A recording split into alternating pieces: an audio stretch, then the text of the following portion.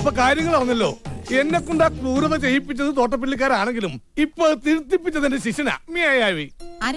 മേയാവി. നിങ്ങൾ എല്ലാവരും എന്നോട് ക്ഷമിക്കണം. അതുപോലെ തന്നെ ഇവനോടും. ഹിന്ദു നിരപരാധിനിയാണ് എന്നതുപോലെ തന്നെ ഇവനും നിരപരാധനാണ്.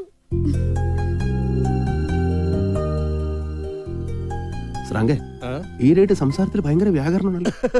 അതെന്റെ ശിഷ്യനായിട്ടുള്ള സംസർഗത്തിൽ നിന്ന് ലഭിച്ചതാ. അവന് മലയാളത്തിലൊക്കെ ഭയങ്കര പിടിപാടല്ലേ. പിന്നെ ഈ സംസാരത്തിലുള്ള സംസ്കാരം വില കൊടുത്ത കിട്ടില്ല. ആരാടാ നിന്റെ ഈ ശിഷ്യൻ? എനിക്ക് അവനെ ഒന്ന് കാണണം. ഒന്നിങ്ങോട്ട് വരാൻ പറയൂ. അതൊക്കെ സമയം പോകുമ്പോ വരും. അതിനു മുമ്പ് ഒരു കാര്യം കൂടി. അവൻ കുറച്ച് പണം ആവശ്യപ്പെട്ടിട്ടുണ്ട്. അത് കൊടുക്കാൻ തയ്യാറാണെങ്കിൽ അറിയാലോ, ശിവശങ്കരൻ മുതലാളി ജയിലിൽ നിന്നിറങ്ങിയ ഒന്ന് കൊലപ്പെടുത്താൻ കാത്തിരിക്കാ തോട്ടപ്പള്ളിക്കാരി. അത് സംഭവിക്കാതെ നോക്കാമെന്ന് അവൻ വാക്ക് തന്നിട്ടുണ്ട്. വിശ്വാസം മതി കേട്ടാ. വിശ്വാസക്കുറവൊന്നുമില്ല. അവനെ ഞാൻ കണ്ടിട്ടില്ലെങ്കിലും എനിക്ക് അവനെ വലിയ വിശ്വാസമാണ്. പക്ഷെ നിന്നെ എനിക്ക് വിശ്വാസമില്ല. അതുകൊണ്ട് നിന്റെ കയ്യിൽ ഞാൻ പണം തരില്ല. അത് കൊച്ചമ്മ പറയാതെ എനിക്കറിയില്ലേ. ദിങ്ങടൊക്കെ ഈ എനിക്ക് തന്നെ എന്നെ വിശ്വാസമില്ല. അതുകൊണ്ട് ഞാൻ പോലും എനിക്ക് പൈസ കൊടുക്കാറില്ല. പിന്നെ വേറെ ആരെങ്കിലും തരുമോ? പണം എന്നെയല്ല, ഈ അമ്മൂനെ ഏൽപ്പിക്കാനാണ് പറഞ്ഞത്. ഒരു പയ്യൻ ഹോസ്പിറ്റലിൽ കിടപ്പുണ്ട്. അവന്റെ ചികിത്സക്കുള്ള പണം എത്രയാണെന്ന് അമ്മൂനറിയാം. അവളെ ഏൽപ്പിച്ചാ മതി. അമ്മൂന് വളരെ വേണ്ടപ്പെട്ട പയ്യനാണ് അവൻ. ഞാൻ അവന്റെ പേര് പറയട്ടെ, രമേശ്. സതീഷ് സതീഷ് സതീഷ് അങ്ങനെയല്ലേ സനകരനോട് പറഞ്ഞത്? എങ്കിൽ സതീഷ്. നേരാന്നോടി ഇവനീ പറയുന്നേ? അതെ. അതേതാടി? ഞങ്ങൾക്കാർക്കും അറിയില്ലാത്ത നിനക്ക് ഇത്രയ്ക്ക് വേണ്ടപ്പെട്ട ഒരു പയ്യൻ? എന്നോട് അവള് പറഞ്ഞിട്ടുണ്ട്. അത് അവളുടെ ഒരു ഫ്രണ്ടാ. ഫ്രണ്ടോ? അതേ അമ്മച്ചി, ഈ ആധുനികവൽക്കരണത്തിൽ കമിതാക്കളെ പൊതുവെ ഫ്രണ്ട് എന്നാ പറയാറ്. നീ അങ്ങോട്ടാടാ ഈ തള്ളിക്കറി വരുന്നത്? അങ്ങോട്ട് ഇറങ്ങിക്കടാ. ശരി, പണം ഞാൻ കൊടുക്കാം. നീ പറഞ്ഞ പോലെ എന്റെ മോൻ ശിവശങ്കരന് ഒരു ആപത്തും വരാതെ അവൻ നോക്കുമല്ലോ. അത് 100% ഗ്യാരണ്ടി. ഗ്യാരണ്ടി കൊടുക്കാൻ നീ ആരടാ? റോൾഡ് ഗോൾഡ് നടത്തണ്ട. വേണ്ട വേണ്ട, തലയിരിക്കുമ്പോ വാലാടണ്ട. 100% ഗ്യാരണ്ടി. എന്റെ അരിമ ശിഷ്യം മേയാവിയുടെ മായാവലയം ശിവശങ്കരൻ മുതലാളിയുടെ രക്ഷക്കായി എപ്പോഴും ഉണ്ടാവും. അവൻ നിന്റെ ശിഷ്യനാണെന്നല്ലേ പറഞ്ഞ? യെസ്. അപ്പോ ഒരു കാര്യം നിനക്ക് അറിയാൻ പറ്റുമല്ലോ? പറ്റണമല്ലോ. എങ്കി പറ, ഈ മായാവി എന്തിനാ ഇവരെ സഹായിക്കുന്നേ? ഇവരുമായിട്ട് എന്താ ബന്ധം? എന്താ ബന്ധമെന്നോ? ബന്ധത്തെ കുറിച്ച് പരാമർശിക്കുമ്പോ കഴിഞ്ഞ കൊല്ലം ഉത്സവത്തിനവൻ വന്നിരുന്നു. അന്നു എന്തു ചെയ്ത ഭരതനാട്യം അവന്റെ മനസ്സിനെ പിടിച്ചു കുലുക്കി. അവനറിയാതെ തന്നെ അവളെ ഇഷ്ടപ്പെട്ടു. ഇന്ന് എന്തുന്ന് വെച്ചാ അവന് ജീവനാണ്. ഐ മീൻ, വാട്ടക്കഴങ്ങില്ലാത്ത കോട്ടപ്പുറം ചന്ത പോലെ. അങ്ങനെയാണെങ്കിൽ അവനെന്തിനാ മറഞ്ഞു നിൽക്കുന്നേ? നേരിട്ട് വന്ന് പറഞ്ഞൂടെ? അതാണ് ഈ മ്യായാവിമാരുടെ പ്രത്യേകത. മ്യായാവികൾ ഒരിക്കലും രംഗപ്രവേശം ചെയ്യാറില്ല. കാരണം ഇന്ദുവിന്റെ ഇഷ്ടം അവനെ അറിയിച്ചിട്ടില്ലല്ലോ. ഒന്ന് അറിയിച്ചു നോക്കൂ, അവൻ എത്തും.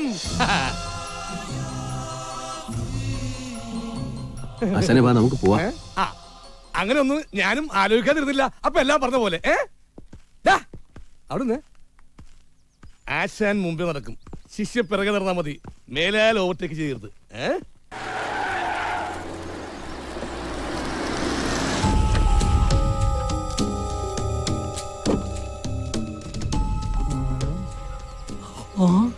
ശിവശങ്കരൻ മുതലാളിയല്ലേ അത്? ദൈവമേ, ഇത് അയാള് തന്നെ. മുതലാളി എപ്പ എത്തി? രാവിലെ. എനിക്ക് ഇവിടെ ഒരാളെ കാണാനുണ്ട്. മീശ വെട്ടുമ്പോ ബോട്ട് ഇളക്കരെന്ന് പറഞ്ഞിട്ടുണ്ടാ പിശാശെ.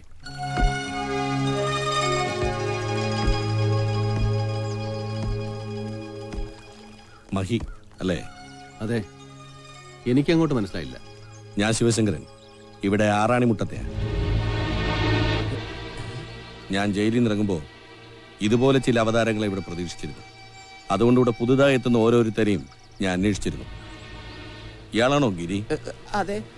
ഗിരിയ മഹിയെ ഇങ്ങോട്ട് കൊണ്ടുവന്നത്? സംഭവമല്ല, ഇയാൾക്ക് പിടികിട്ടി. നമ്മളിപ്പോ ഇയാളുടെ ഭാഗത്താണെന്ന് അങ്ങോട്ട് പറഞ്ഞു. നമ്മളിപ്പോ കടലിലും ചെകുത്താനും നടക്ക, ഒന്നും പറയാൻ നിക്കണ്ട. ആഹാ, നിന്റെ യജമാനന്മാരൊക്കെ ഇങ്ങ് എത്തിയല്ലോടെ മഹി. എന്നെ കൊന്നത് നീയാണെന്ന് സമ്മതിച്ച എത്ര തരാന്നാ ഈ പുതുപ്പണക്കാര് പറഞ്ഞത്? 8 ലക്ഷം അല്ലേ? അത് തീരെ കുറവല്ലേ മഹി? സുരേന്ദ്ര, ഇക്കാര്യത്തിലെങ്കിലും നിന്റെ ആ പിശുക്കൊന്ന് കളയരുതോ? എന്റെ ഈ വരവ് കൂടുതൽ പ്രശ്നങ്ങൾ ഉണ്ടാക്കാനല്ല, ഒക്കെ നല്ല രീതിയിൽ പറഞ്ഞ് അവസാനിപ്പിക്കാനാണ്. അതുകൊണ്ട് പറയാ, മഹിയെ ഇനി ഈ നാട്ടിൽ കാണരുത്.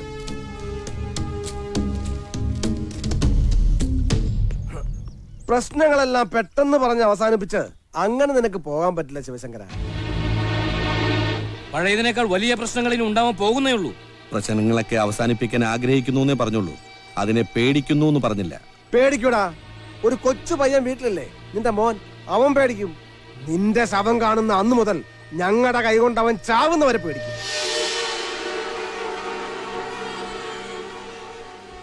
അവന്റെ ഈ ഉമ്മാക്കണ്ട് പേടിച്ചോടാനാ നിന്റെയൊക്കെ ഭാവെങ്കിലോ കഴിവരുടെ നിങ്ങളെ മാത്രമല്ല നിങ്ങളുടെയൊക്കെ കുടുംബത്തിലുള്ളവരെ കൂടെ കൊത്തി കീറും ഞങ്ങള്. മുതലാളി മാറുന്നുണ്ട് പറഞ്ഞ ഞങ്ങളൊക്കെ കൂട്ടുന്നുണ്ട്. പിന്നെ എന്റെ പ്രിയ ശിഷ്യനും കൂട്ടുന്നുണ്ടാവും. മായാവി ഇനി എനിക്ക് കാണേണ്ടത് അയാളെയാ. വരും, സമയമാകുമ്പോ മുമ്പിൽ വരും. ചിലപ്പോ അതിനു മുമ്പ് ഞാൻ അവന്റെ മുമ്പിൽ ചെല്ലും.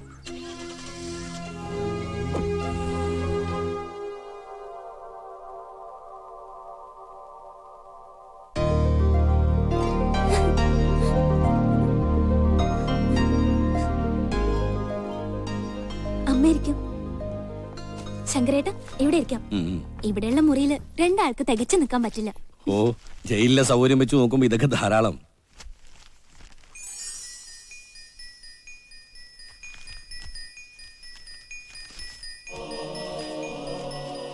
പായ സുഖം തന്നെയല്ലേ?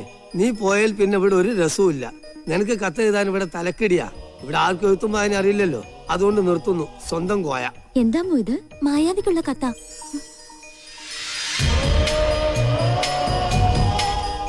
എനിക്ക് വേണ്ടി കോയൊക്കെ എഴുതുന്നത് പ്രിയപ്പെട്ട മായാവി തിരിച്ചിങ്ങോട്ട് വരാൻ പറയുന്നത് ശരിയല്ലെന്നറിയാം. എങ്കിലും വന്നിരുന്നെങ്കിൽ എന്ന് ആശിച്ചു പോയാൽ മാനദണ്ഡത്തോടെ ശശി.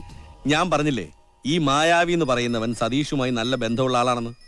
ഇന്നത്തെ ദിവസം അവനിവിടെ വരാൻ സാധ്യത ഉള്ളതുകൊണ്ടാ ഞാനും നിങ്ങളോടൊപ്പം പോകുന്നത്. അപ്പോ മായാവിയെ കണ്ടുപിടിച്ചേ അടങ്ങുന്നുള്ള വാശിയിലാണല്ലേ? പിന്നെ ഇത്രയ്ക്കും വീരനായ ഒരുത്തനുണ്ടെങ്കിൽ അത് ആരാണെന്നൊന്നും അറിയാതിരുന്നല്ല എങ്ങനെയാ? ഇതാരുടെ അമ്മേ? ആ, അത് പറയാൻ മറന്നു. സതീഷിന്റെ ഏട്ടൻ ബാലനെ മോള് കണ്ടിട്ടില്ലല്ലോ? ഇല്ല. ആ, അവൻ വന്നിട്ടുണ്ട്.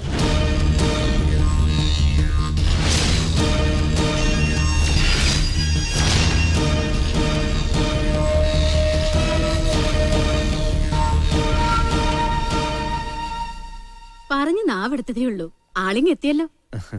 നിനക്ക് ഇവരെയൊക്കെ മനസ്സിലായോ മോനെ? ആറാണിമുട്ടത്തെ ശിവശങ്കര മുതലാളിയാ. ഓ, അമ്മ എല്ലാം പറഞ്ഞിരുന്നു. സതീഷിന്റെ ഓപ്പറേഷനുള്ള പണം തന്നതിന് നേരിട്ട് വന്നു കണ്ട് നന്ദി പറയാനിരിക്കായിരുന്നു. ഇങ്ങോട്ട് വരുമെന്ന് തീരെ പ്രതീക്ഷിച്ചില്ല. പക്ഷെ ഞാൻ പ്രതീക്ഷിച്ചിരുന്നു. ഇവിടെ വന്നാൽ താങ്കളെ നേരിട്ട് കാണാനാവുമെന്ന് എനിക്ക് നല്ല പ്രതീക്ഷയുണ്ടായിരുന്നു. നിന്നെ കാണാൻ കാത്തിരിക്കായിരുന്നു ഇതുവരെ. നീ ഇതെവിടെ പോയതാ? ഒന്നും പറയണ്ടമ്മേ. ഒരു കൊച്ചു പയ്യൻ, അവനെ ഒരു കാർ ഒന്ന് ഒറ്റയിടി. ചെറുക്കൻ ചോരയെ കുളിച്ച് താഴത്ത്. കാർ നിർത്താതെ ഒറ്റ പോക്ക. ഞാൻ ആ കാറിനെ ചേസ് ചെയ്ത് പിടിച്ചു. അങ്ങനെ വിടാൻ പറ്റില്ലല്ലോ. അപ്പോ ഇതൊരു സ്ഥിരം പണിയല്ലേ? ഓ, അങ്ങനെയൊന്നുമില്ല. നമ്മുടെ കൺമുന്നിൽ കാണുന്നതിന് അവഗണിക്കാൻ പറ്റില്ലല്ലോ. ഇങ്ങനെയുള്ള മനസ്സ് വളരെ അപൂർവം ആളുകൾക്കേ കിട്ടൂ. 1,00,000-ൽ 1-2 പേർക്ക്. അവരെ പലപ്പോഴും ആരും തിരിച്ചറിയാറുമില്ല. പക്ഷെ താങ്കളുടെ കാര്യത്തിൽ അങ്ങനെ അല്ല. ഈ ബാലൻ യഥാർത്ഥത്തിൽ ആരാണെന്ന് ഞങ്ങൾ ഇത്രയും പേർ തിരിച്ചറിഞ്ഞു കഴിഞ്ഞു. നിന്ന് കണ്ണു പിടിക്കണ്ട. താൻ വലിയ കടുവയാണെങ്കിലേ അതിനെ പിടിച്ച കിടുവയാ ഞാൻ.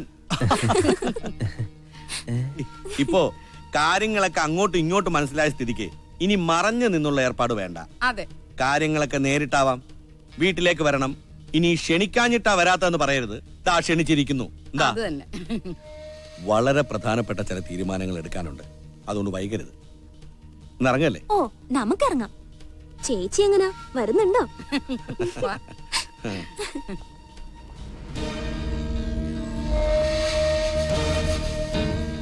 ചേച്ചി നേരെ നോക്കി നടക്ക്, തട്ടി വീഴും. അജ്ഞാത കാമുകനെ ആദ്യമായിട്ട് കാണുകയല്ലേ? അവള് നോക്കട്ടെടി. ചുമ്മാ ഓരോന്നും പറയണ്ട. ശ്രദ്ധിച്ചോ, അയാളുടെ മുഖത്ത് ഒരു കള്ളലക്ഷണം ഉണ്ട്.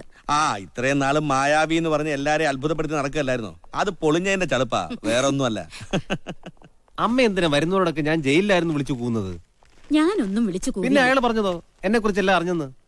അതെനിക്കെങ്ങനെ അറിയാം? ഇനി അമ്മ അറിഞ്ഞു കാണുമോ? ഇപ്പൊ നാണക്കേട് വിചാരിച്ചിട്ട് എന്താ കാര്യം?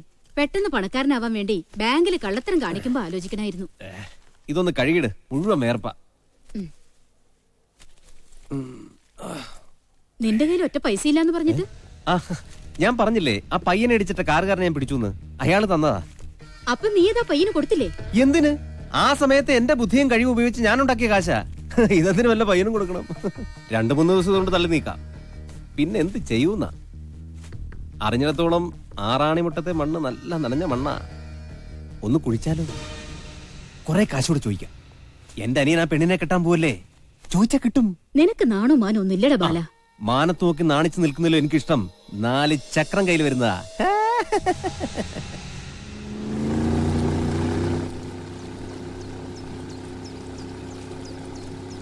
മുതലാളിമാര് കാണണമെന്ന് പറഞ്ഞപ്പോ എന്തോ വലിയ ആകസ്മികമായ കാര്യത്തിനാണെന്നാ ഞാൻ വിചാരിച്ചത്.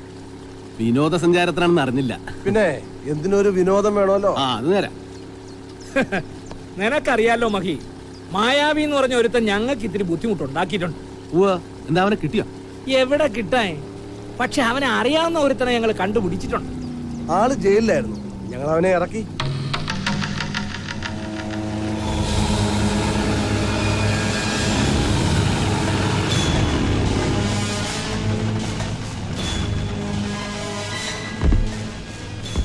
എന്താടാ മഹി, നമ്മളറിയോ? പിന്നെ തോട്ടപ്പള്ളിക്കാരൻ നീ കൈപൊക്കും അല്ലടാ പാട്ടി. ആന കരിമ്പൂത്തോട്ടത്തിക്കാരനെ കാണണ്ടാടാ നിനക്ക്.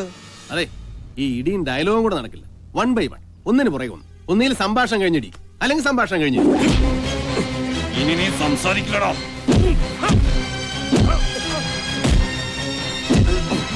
മുതലാളിമാര് പറ്റോ? ഈ പന്നിയുടെ മോനെ എനിക്ക് വേണം. പേടിക്കണ്ട, ശവം നിങ്ങളെ കാണിച്ചിട്ടേ കളയൂ. നീ രക്ഷിക്കാമെന്ന് വാക്ക് പറഞ്ഞില്ലേ ആരാണ് മുട്ടത്തെ ശിവശങ്കരനെ? അവനെ അറത്തു മുറിക്കാനാ ഞങ്ങൾ പോകുന്നത്. തമ്മത്തക്കി പറഞ്ഞവനാണ്, തടുക്കടാ.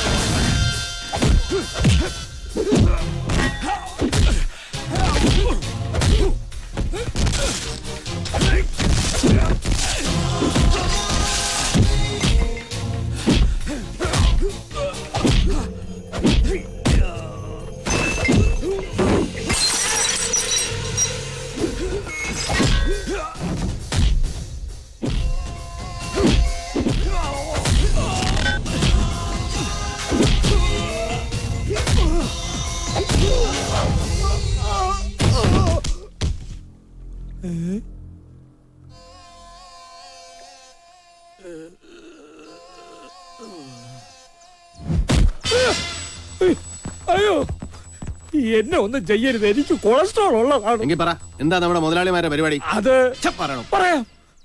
പൂട്ടിക്കിടക്കുന്ന ഫാക്ടറിയുടെ ശോചനീയാവസ്ഥ കാണിക്കാനെന്നും പറഞ്ഞ് ശിവശേഖരനെ അങ്ങോട്ട് കൂട്ടിക്കൊണ്ടുവരും. അപ്പൊ മുതലാളിമാർക്ക് അവിടെ വെച്ച് അദ്ദേഹത്തെ വെട്ടാനാ പരിപാടി അല്ലേ? അതെ.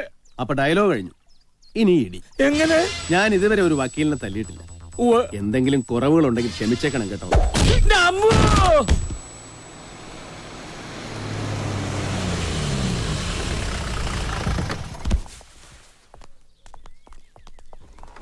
വേറെ ആരും എത്തിയില്ലേ?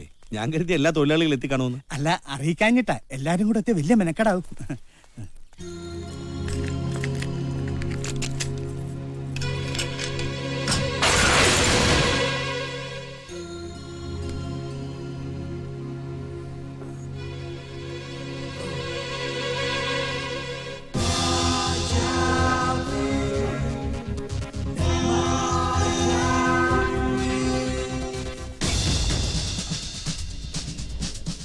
അവനാ മഹി.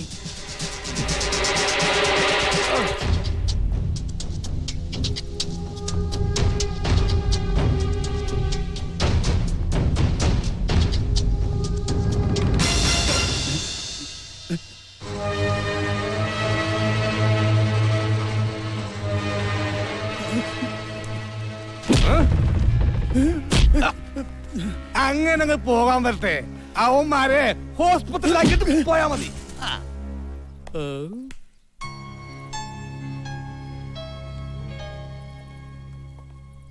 എന്റെ ശിഷ്യം വിളിച്ച് പറഞ്ഞിരുന്നു കൊല്ലാനും വിറ്റൊക്കെ നിന്നവര് ശാകാറായി കിടപ്പണെന്ന്. വൈകിട്ട് വീണ്ടും വിളിക്കാന്നാ പറഞ്ഞേക്കണത്. വല്ലതും പറയാണ്ടെങ്കിൽ പറഞ്ഞേക്കാ. ഓ, എനിക്ക് പറയാനുള്ളത് ഞാൻ നേരിട്ട് പറഞ്ഞോളാം. നേരിട്ടാ? അതെ, ഞാൻ അവനെ കണ്ടുപിടിച്ചോ. ആരാ എന്താണെന്നൊക്കെ കയ്യോടെ പിടിച്ചു. പിന്നെ ഇന്ദുവിനോടുള്ള സ്നേഹം കൊണ്ട് അവൻ ഇങ്ങനെയൊക്കെ ചെയ്യുന്നു എന്നല്ലേ പറഞ്ഞത്? അതെ. ആ സ്നേഹം അംഗീകരിക്കാൻ ഞങ്ങൾ തയ്യാറാണെന്ന് വേണമെങ്കിൽ വിളിക്കുമ്പോ പറഞ്ഞേക്ക്. നേരിട്ട് പറയുമ്പോഴുള്ള ചളുപ്പ് ഒഴിവാക്കാം.